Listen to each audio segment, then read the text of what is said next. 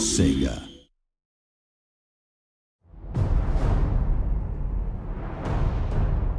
Welcome to our first demo walkthrough for Total War Warhammer. What you're about to see is a scripted version of the battle for Blackfire Pass, a set-piece quest battle between the Empire and the Greenskins. The game is very much a work in progress at this stage, but we hope you'll enjoy having a look at how it's all coming together. Now is the time, men of the Empire, to unite, for the Orcs gather. Beyond the pass, a war boss draws to him all that is foul. An Orc horde beyond imagining. As Sigmar thought, so shall we. We will become part of the legend. We will wipe the Orcs from our door. And only when this is done, when our nation has healed, shall I take up Gal Maraz for Sigmar, for the Empire, for the Warhammer! So that was Emperor Karl Franz giving his rousing pre-battle speech. He's one of the game's legendary lords, so he's a powerful general and a mighty warrior in his own right. Playing a campaign as the Empire, you'll unlock this particular quest battle as Karl Franz levels up.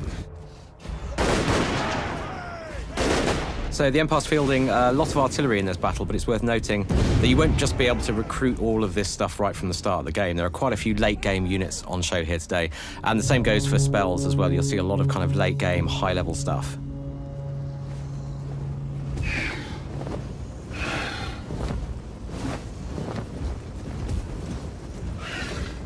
Now, as we approach the Greenskin line, you can see just how different these two races are.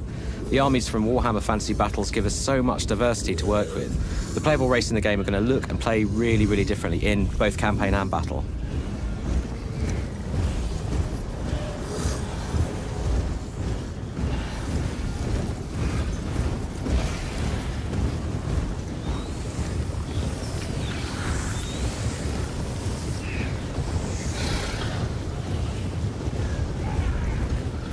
And looking out over Blackfire Pass for a second here, you can just see the kind of fantastical landscapes that we've never been able to do before in a Total War game. And this is just one geographical part of the old world. And this is the Greenskin race leader Grimgor Ironhide. He's accompanied by the Immortals, his hard-as-nails band of Black Orc bodyguards. He's also brought an Orc Shaman into battle with him, so we'll see him throwing some spells around in a bit.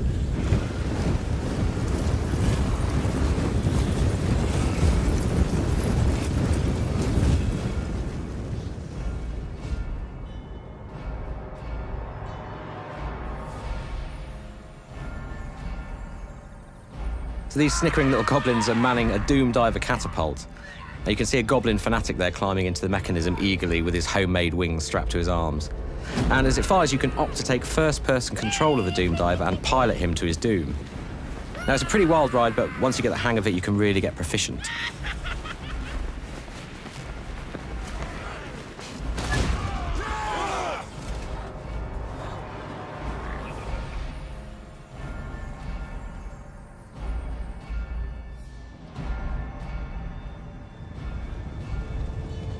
So that's another spellcaster right here. This is a Goblin Shaman. You can see him riding his wolf there. So he casts spells from the Little War magical lore.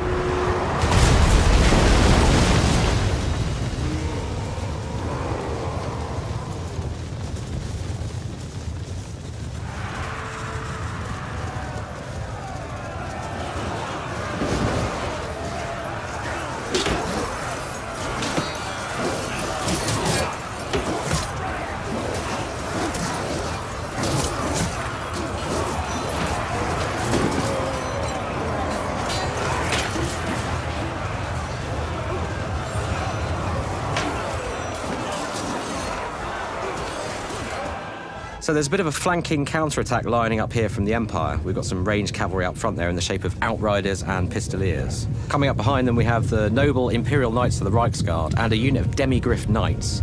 These are super heavy shock cavalry on vicious, monstrous mounts. They can withstand a real pounding, so they're really useful in longer melee engagements.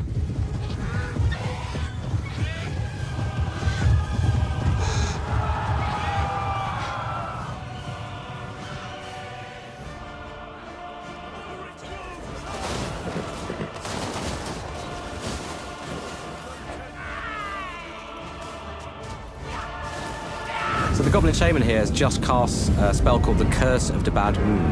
Now, it's a pretty powerful, impressive-looking high-end spell, but it's worth noting that we don't want magic to be too OP. You'll have a limited pool of magic to use in every battle that recharges over time according to various factors. But basically, you're going to have to pick and choose just when to cast high-level spells like this. We don't want magic to totally dominate the game. It's more of a kind of useful supporting tool. So the demis are going in now, and you can see just the beautiful handcrafted animations at work here. I mean, you can see that throughout the battle. One thing that we're still working on is cavalry versus cavalry impacts, and in fact impacts across the board. So what we're aiming for is scenes like this to be much more punchy with more physical hit reactions from the cavalry that are struck. In short, we want to make a real kind of spectacle of these engagements.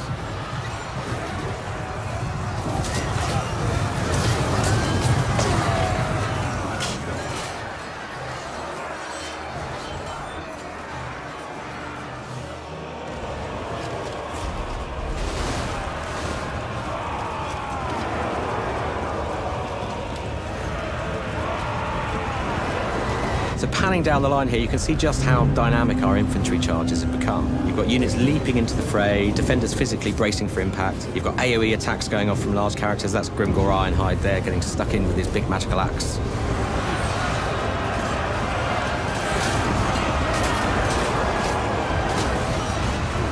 And in go the trolls at the end of the line here. Now, monstrous infantry like this have lots and lots of hit points. They can mete out a ton of damage with those big attacks as well. And these guys are also, as you can see, partial to puking acid bile all over their enemies.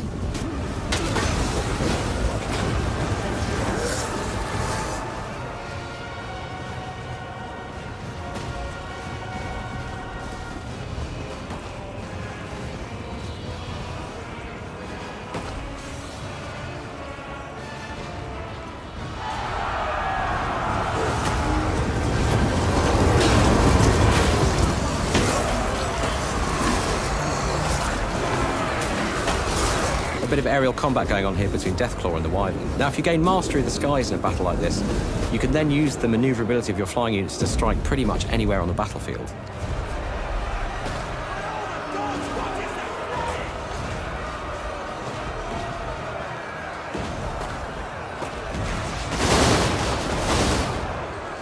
And as the Wyvern comes down here to attack these state troopers, you can see how each of these big monsters has some really spectacular combat animations. And it really brings them to life and gives them tons of character.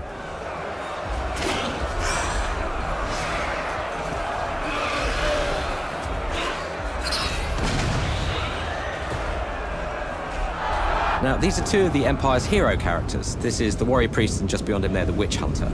Heroes are essentially agents, so they can roam the campaign map, perform a number of different functions, but they're also powerful solo warriors in their own right, and if you attach them to an army, they can then throw themselves into combat alongside the troops.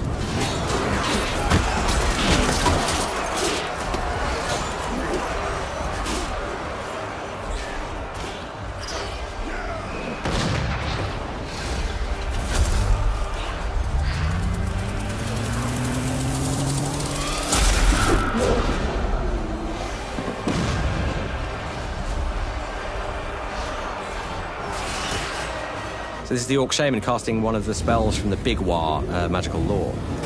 So he's casting the Foot of Gork here, which is he's literally summoning the Orc god Gork to stamp his enemies into the dust, which is, as you can see, bad news for the Luminarch and the steam tank nearby.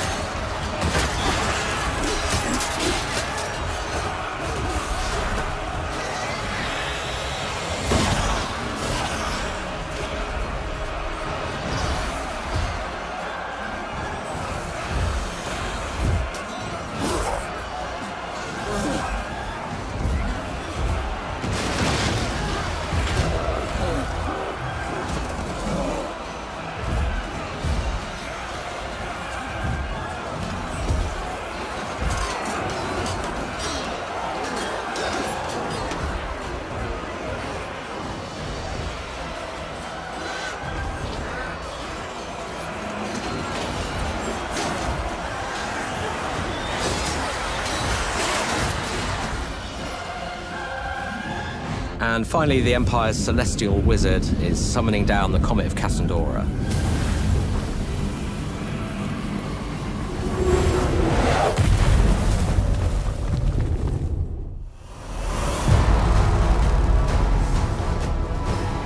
So thanks for watching the demo, and this really just scratches the surface of the incredible Warhammer world we'll be asking you to conquer. To catch all the latest gameplay and feature reveals, subscribe to our YouTube channel or follow us on Facebook.